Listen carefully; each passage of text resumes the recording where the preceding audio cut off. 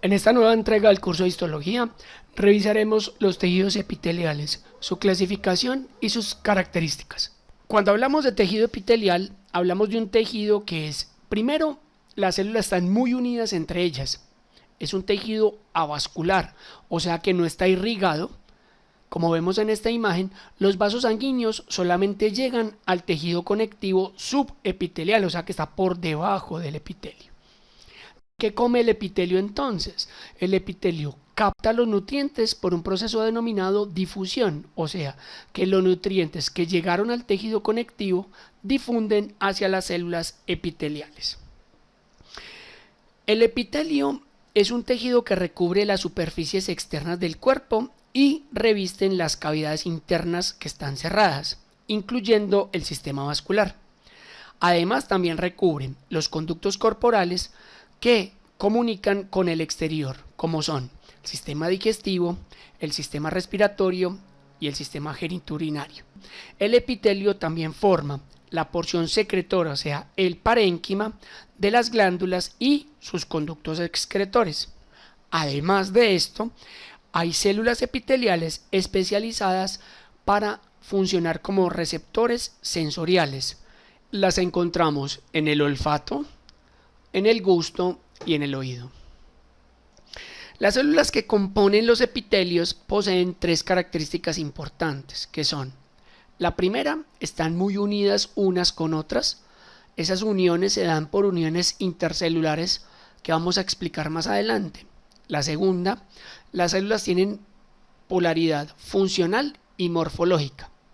Esto significa que tiene una región superior o libre, conocida como región apical, poseen dos regiones laterales y una región basal que es sobre la que se asientan. Las propiedades de cada región varían y están delimitadas por un tipo de proteínas y organelas celulares. La tercera y última propiedad es que todas las células epiteliales se apoyan sobre una membrana basal. Esta membrana basal está constituida tanto por componentes del epitelio como por componentes del tejido conectivo subepitelial. Cuando vemos en esta imagen la región basal, vamos a encontrar que se divide en dos elementos, que se llama la lámina basal, que son proteínas propias del epitelio, y la lámina reticular, que son proteínas propias del tejido conectivo. Esta región basal o membrana basal, ¿para qué sirve? Sirve para que las células se amarren al tejido conectivo, penetren los nervios que van a inervar a las células epiteliales y absorban sus nutrientes y puedan sobrevivir a las condiciones que el epitelio está predestinado a soportar en el cuerpo humano. Adicional a esto, encontramos que los epitelios tienen una propiedad para secretar o absorber las sustancias. Como vemos en esta imagen, vemos como a partir de la luz, o sea, de la parte apical, pueden traspasar la célula los componentes que van a ser absorbidos o los que van a ser excretados. Los mecanismos de intercambio entre el epitelio y el exterior son dos formas: una vía paracelular que se da entre las células, o sea, entre las dos regiones laterales de las células, y una vía transcelular que va a atravesar las membranas, tanto la membrana apical como la membrana basal celular. Estos mecanismos de intercambio epitelial son cruciales en la función del epitelio, dado que el epitelio tiene la capacidad de excretar las sustancias que no necesitamos y absorber sustancias que necesitamos, con el único fin de mantener la homeostasis celular. La clasificación de los epitelios según su función se divide en dos grandes grupos, que son los epitelios de revestimiento o membranosos y los epitelios glandulares. Vamos a mirar los epitelios de revestimiento. El tejido epitelial que crea una barrera selectiva se denomina epitelio de revestimiento. Ellos forman una lámina celular que es muy continua, o sea, las células están muy unidas unas con otras, cuya función es separar el tejido conjuntivo subyacente o adyacente del medio externo. También separa las cavidades internas o el tejido conjuntivo líquido como la sangre y la linfa. Este revestimiento epitelial funciona como una barrera selectiva capaz de facilitar o inhibir el intercambio de sustancias específicas entre el medio externo y el compartimiento del tejido conjuntivo subyacente. Encontramos revestimientos como, vamos a encontrar revestimientos como la piel, que es un componente fundamental que recubre la parte externa de nuestro cuerpo. Vamos a encontrar revestimientos a nivel respiratorio, lo que llamamos mucosa respiratoria. También revestimientos a nivel vaginal, a nivel genitourinario, a nivel de uréteres y vejiga. Vamos a encontrar revestimientos del tracto gástrico y el tracto respiratorio. ¿Qué pretende el revestimiento? El revestimiento nos permite a nosotros mantener unos componentes en los órganos y esos componentes mantener un equilibrio con el medio externo. La otra clasificación funcional son los epitelios glandulares. La glándula es un tipo de epitelio cuya función es producir una sustancia que va a ser, si va a ser secretada hacia afuera del cuerpo, se va a llamar una glándula exocrina. Va a liberar eso hacia afuera, como es el sudor, las mucosidades, las secreciones respiratorias, gástricas, etc. O sea, van a salir y van a mantener una superficie en la parte de recubrimiento. Ahora, la otra es cuando van a producir una sustancia que va a correr por la sangre.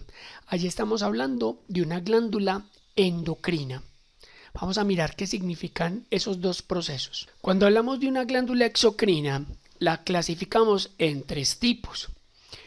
Es la merocrina, la primera opción. Vemos en esta imagen que la secreción de la célula es una secreción de origen celular, producido normalmente una sustancia que no es lipídica y que la célula exocita a nivel del tejido intersticial o a nivel del exterior de la cavidad. Cuando hablamos que una célula es merocrina, esta célula queda intacta después de su proceso de secreción. Ahora, la glándula apocrina es una secreción lipídica que es liberada por vesículas exocíticas, en el cual la secreción que va hacia afuera del recubrimiento o en esas cavidades o en esa superficie va a ser una condición, una sustancia oleosa, o sea, en forma de grasita, y una vez producida la célula vuelve a quedar intacta. La tercera forma de liberación exocrina es que la glándula es holocrina cuando la secreción queda dentro del citoplasma de la célula y solo se libera dicha secreción holocrina cuando la célula muere y libera esos componentes citoplasmáticos hacia afuera o hacia esa región que va a recubrir con esa sustancia. En ese caso, la célula holocrina siempre va a morir después de liberar sus componentes. En los otros dos casos, en la merocrina y en la apocrina, las células quedan totalmente intactas en la estructura glandular. El otro tipo de secreción glandular es la secreción endocrina, que ya hemos dicho pues que los productos de la célula se liberan al torrente sanguíneo, pero existen dos casos especiales que vemos aquí. Hay un tipo de secreción que se llama una secreción paracrina, en el cual las células producen las sustancias pero no las liberan a la sangre, sino que las liberan a la matriz extracelular subyacente. Dicha secreción tiene un rango muy limitado de señalización, o sea que alcanza solo células cercanas a la célula secretora, como vemos en la imagen. La otra posibilidad se llama una secreción autocrina, en la cual la secreción celular o la molécula producida por esta célula tiene efectos sobre ella misma, o sea, es una comprobación de una acción celular que le permite a la célula corroborar que lo que se está secretando sí está presente en el intersticio y actúa sobre ellas. Esta secreción autocrina pretende muchas veces hacer un mecanismo de señalización de control o feedback y puede ser muy utilizado en algunos tipos de células, sobre todo a nivel inmunológico. Bien, con esto hemos terminado este video en el cual hemos explicado las generalidades de los epitelios y su clasificación funcional.